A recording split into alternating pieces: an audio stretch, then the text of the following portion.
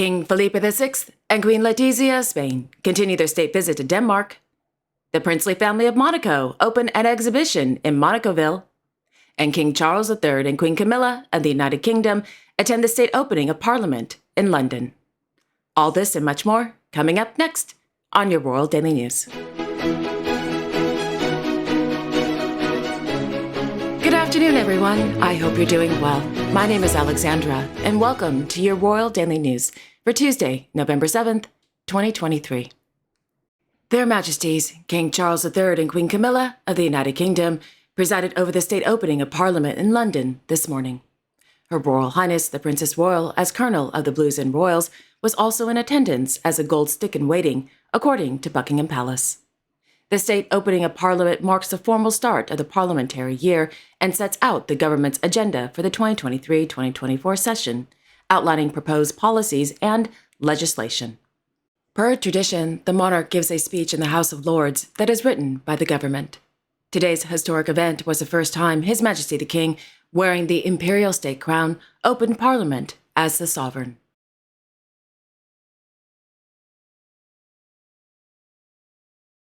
Meanwhile, His Royal Highness, the Prince of Wales, attended the third edition of the Earthshot Prize award ceremony in Singapore.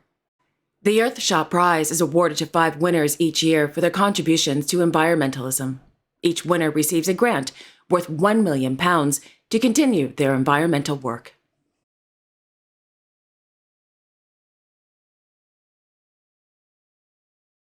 In Brussels, His Majesty King Philippe of the Belgians received letters of credence from newly appointed ambassadors to the Kingdom of Belgium at the Palais Royal de Bruxelles.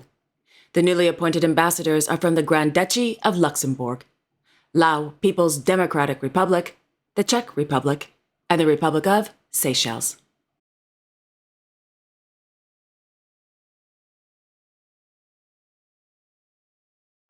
On Monday, His Majesty the King held a meeting with His Majesty King Abdullah II of Jordan and His Royal Highness Crown Prince Al Hussein bin Abdullah II of Jordan at Château de Lacan in Brussels. During the meeting, discussions focused on, quote, current affairs, mainly concerning the situation in the Middle East, end quote.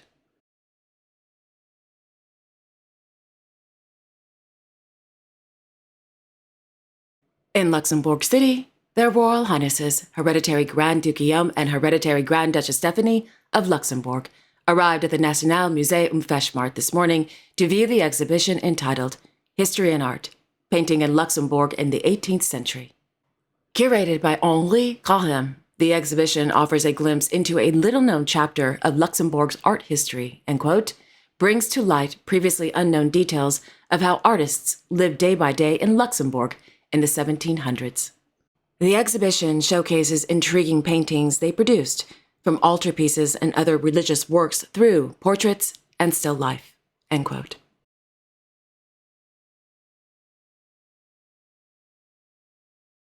Her Majesty Queen Maxima of the Netherlands, as honorary chairman of Mindes, held a meeting this morning with representatives from various municipalities, social organizations, and young people at the Paleis Noordeinde in Den Haag. According to RVD, the meeting was held ahead of the start of Mindes's Leading Locals Network. Quote, Leading Locals is a learning network of Mindes in which municipalities can exchange positive examples of how to tackle the mental health problems of young people in their city or village. In this way, municipalities can inspire each other, work towards an integrated approach to support young people in their mental well-being, end quote.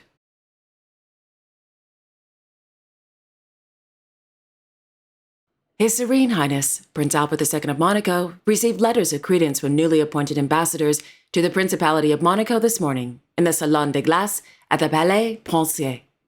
The newly appointed ambassadors are from the Republic of Korea, the Republic of Portugal, the Republic of Moldova, and the Republic of Rwanda.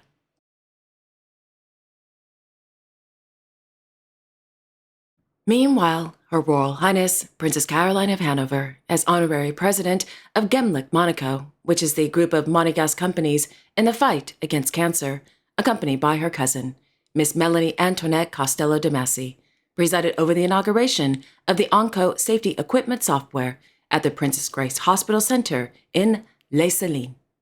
The Onco safety equipment software offers nursing teams additional security in the delivery of chemotherapy.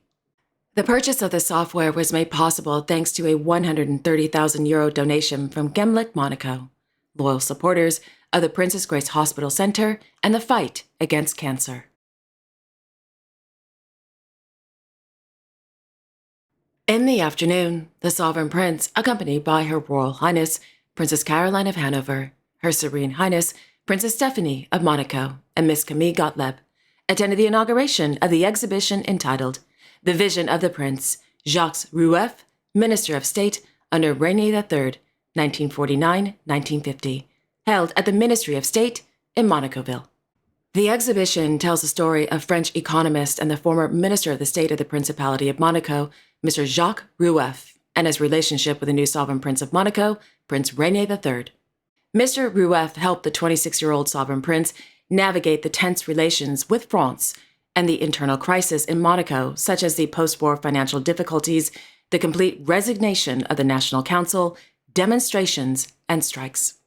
The two were a dynamic team. Together, they would lay the foundations of policy for the decades that would follow in Monaco's economic prosperity, urban and tourist development, influence, and international recognition.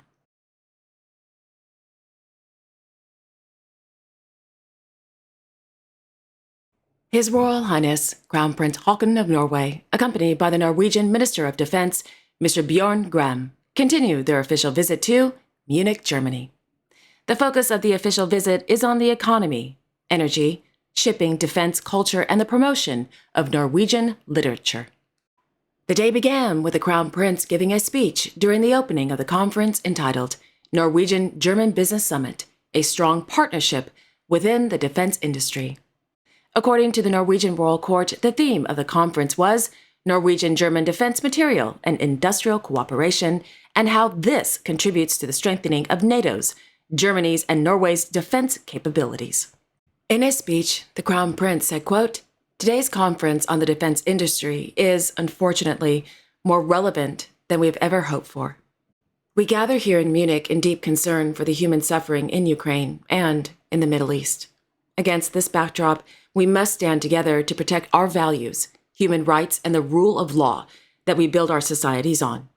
In the afternoon, the Crown Prince visited the tank manufacturer, Krauss, Maffei, Wegmann, and Nexeter Defense Systems.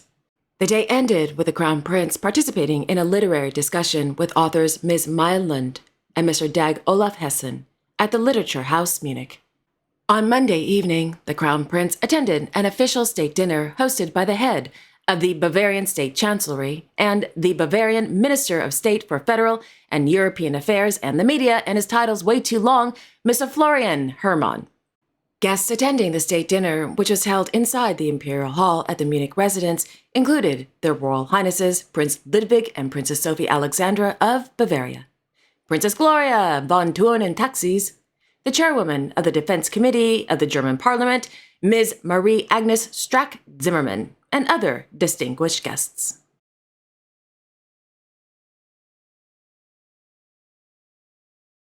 In Oslo, Their Majesties King Harald V and Queen Sonja of Norway hosted a reception this afternoon at the Royal Palace for 31 recipients of the King's Medal of Merit. Established in 1908 by King Haakon VII, the King's Medal of Merit is awarded to individuals for, quote, efforts of a particularly socially beneficial nature in areas such as art, culture, science, business, and social and humanitarian work, end quote.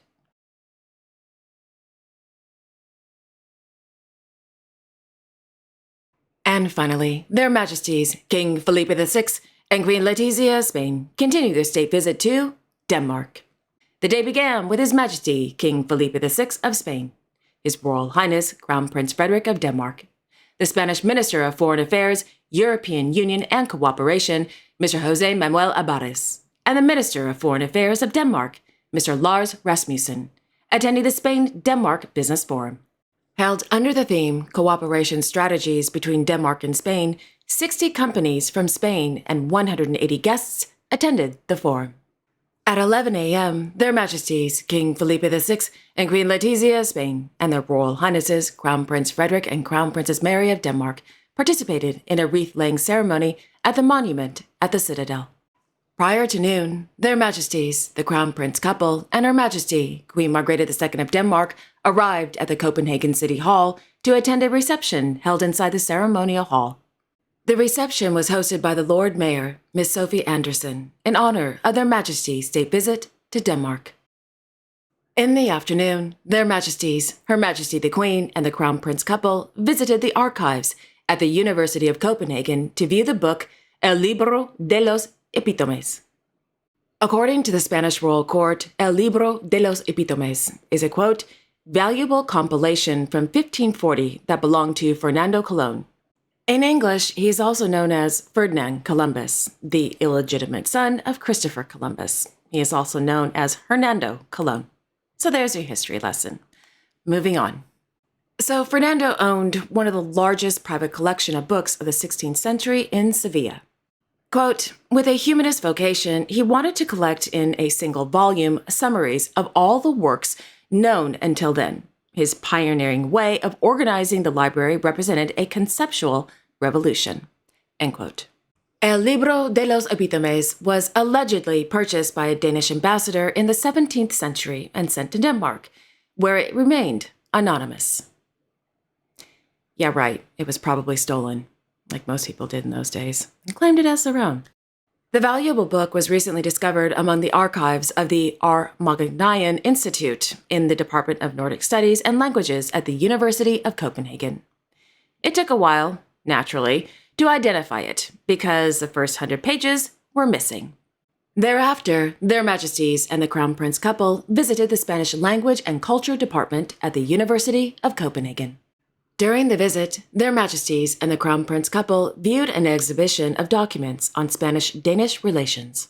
At 1:30 p.m., Her Majesty the Queen and the Crown Princess visited the Mary Elizabeth Hospital, a future hospital for children, teens, pregnant women, and their families, located adjacent to the Righus Hospitalet. In the late afternoon, the King held a meeting with the Speaker of the Danish Parliament, Mr. Søren Gade. This was followed by a reception with members of the Danish Parliament at Christiansborg Slot. Thereafter, Their Majesties hosted a quote-unquote reciprocal arrangement at the Glyptotek. The event included a viewing of the exhibition entitled Joaquin Sorolla, Light in Motion. The exhibition tells the story of Sorolla and other contemporary Spanish artists on the centenary of his death. Thereafter, Their Majesties hosted a dinner for Her Majesty Queen Margrethe II of Denmark and the Crown Prince couple of Denmark.